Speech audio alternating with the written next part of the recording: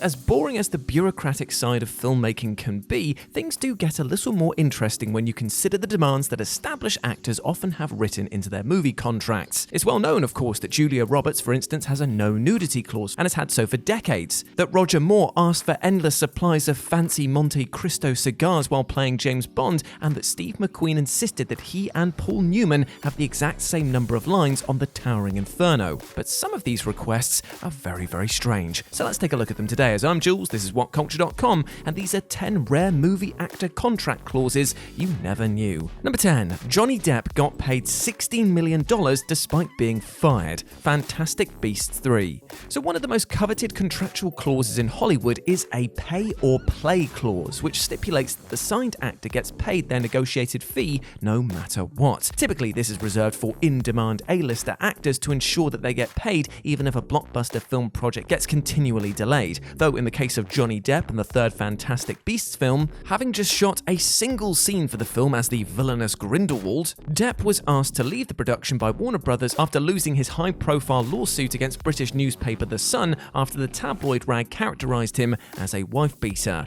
But because Depp's contract for the film had no morality clause, nor was he fired for any misconduct on the production itself, Warner Brothers had to pay out his entire fee, said to be a stonking $16 million while recasting him with Mads Mikkelsen. Evidently, pay or play clauses are extremely high-risk investments for studios, so typically are only afforded to the most valuable and sought-after performers. Number 9. Tom Cruise won't allow his likeness to be used for action figures or video games. Tom Cruise is basically the dictionary definition of a movie star, so it's pretty surprising that he has a clause written into his blockbuster movie projects which prevents his likeness from being used for action figures, video games, and other peripheral merchandise. Even as far back as 1987's Top Gun, Cruise has not lent his likeness to a video game adaptation nor even agreed to have his face plastered on any video game adaptation's box. Despite the obvious commercial potential of Mission Impossible action figures, the only Ethan Hunt figures with his likeness are unofficial, fan-made ones. It's been speculated by some that this may be a Scientology-mandated stipulation, but there's never been anything to completely confirm this. Still, considering the added revenue streams Cruise could tether himself to by simply allowing his face to appear in additional movie media,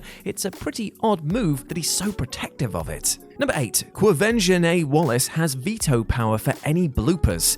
Annie. Quvenzhané Wallis may have just been 10 years old when she starred in the 2014 remake of classic musical Annie, but shortly after shooting started, she received a Best Actress nomination for indie drama Beasts of the Southern Wild, making her the youngest ever nominee in that category. This afforded her an unprecedented amount of clout when she negotiated her contract for Annie, allowing her to make a number of over-the-odds stipulations. Hilariously, this included receiving second billing in the movie's marketing, below Jamie Foxx but above the far better known but not Oscar-nominated likes of Cameron Diaz. But her most unique of clauses was that she had veto power over any bloopers that were to be included in either the movie's credits or the home video release. Kids can be painfully self-conscious, so having control over some of her most vulnerable moments on set perhaps wasn't the worst idea in the world. Number 7. George Clooney had a custom-built retreat. Gravity. It's nothing new that A-list actors have riders included in their contracts, that is, clauses which guarantee the studio will provide a set list of things for the actor's comfort. This could be like a cold bottle of champagne every evening, an endless supply of lobster, a gym for the actor to work out in, or, as in the case of George Clooney, an elaborate purpose-built accommodation. An actor of Clooney's rep obviously isn't going to ever slog it out in just a tiny trailer for the duration of a movie shoot, and so while filming the sci-fi masterpiece Gravity, his contract included a clause that said an extensive retreat had to be built for his sole use. Though Clooney was given a trailer while shooting, he stipulated that it be attached to a private beach hut that included a hot tub, decking area, basketball court,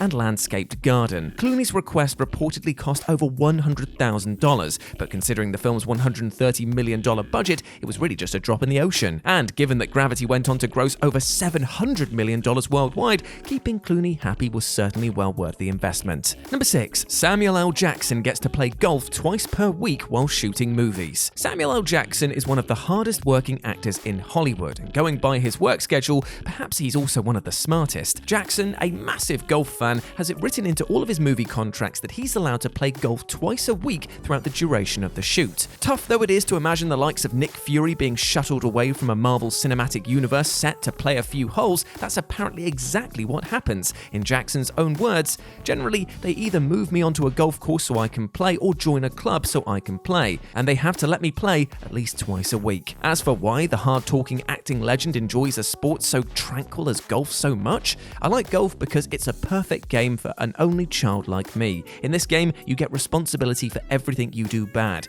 and you get all the credit for everything you do well. Number 5. Hector Elizondo was guaranteed to appear in all of Gary Marshall's movies. Veteran character actor Hector Elizondo is probably best known for appearing in the TV shows Chicago Hope and Last Man Standing, as well as his long-standing movie collaborations with the late filmmaker Gary Marshall. Between the years of 1982 and 2016, he appeared in all 18 of Marshall's theatrically released movies. And while this simply might seem like an endearing partnership between two beloved artists and best friends, it was actually a contractual stipulation. In an amusing twist, the clause wasn't actually in the actor's contract but in Marshall's, who had it written into each of his directing contracts that he could cast him in a role. On an added note of poignance, Elizondo later added that he only found out about the contractual clause after Marshall's death in 2016, because the director never actually told him. Now that is truly touching.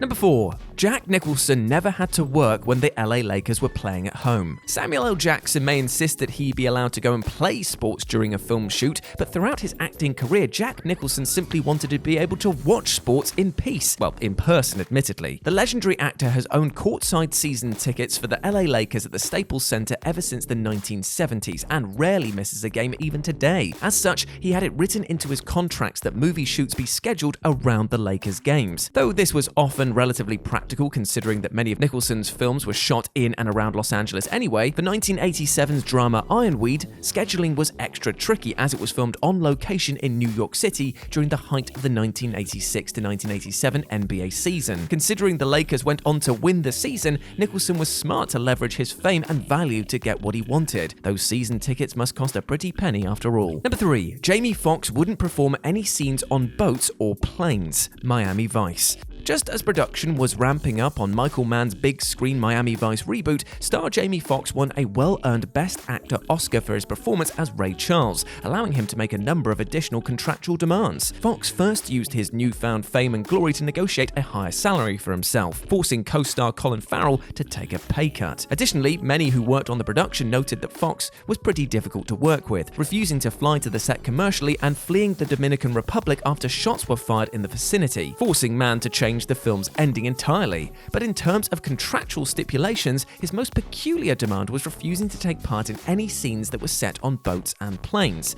which for a movie about drug trafficking set in Miami was quite the ask indeed. One anonymous crew member described Foxx as more of a diva in the sense that he was afraid of boats and afraid of planes, while noting that Farrell, well, he'd do anything. Number 2. Dwayne Johnson, Vin Diesel and Jason Statham must take equal fight damage. The Fast and the Furious. It shouldn't be surprising to anyone that the biggest action stars on the planet have fittingly planet-sized egos, especially the stars of the Fast and Furious series, Dwayne Johnson, Vin Diesel, and of course Jason Statham. Back in 2019, it was reported that the actors are so fiercely protective over their brands as tough guys that they actually have contractually stipulated thresholds for how much physical punishment their characters can endure during the fights. The story states that Diesel even went so far as to devise a rating system to keep count of how much each actor was hit, kicked, head-butted, and so on to ensure that the men received an equal amount of damage. This system was reportedly rubbished eventually, though one of the producers of the series did confirm that the series' fights are choreographed to ensure that none of the biggest stars end up losing outright.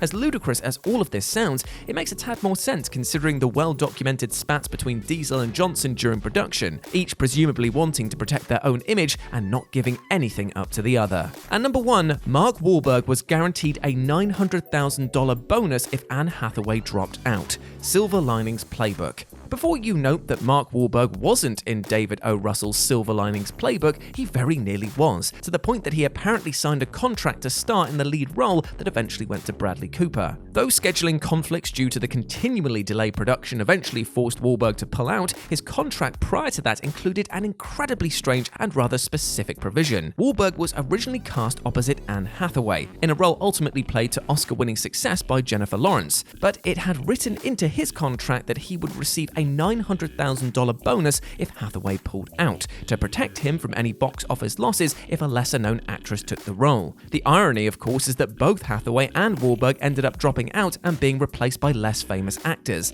But if scheduling hadn't forced Wahlberg to leave, he would have netted almost an extra $1 million simply for working opposite Lawrence. And that's not bad.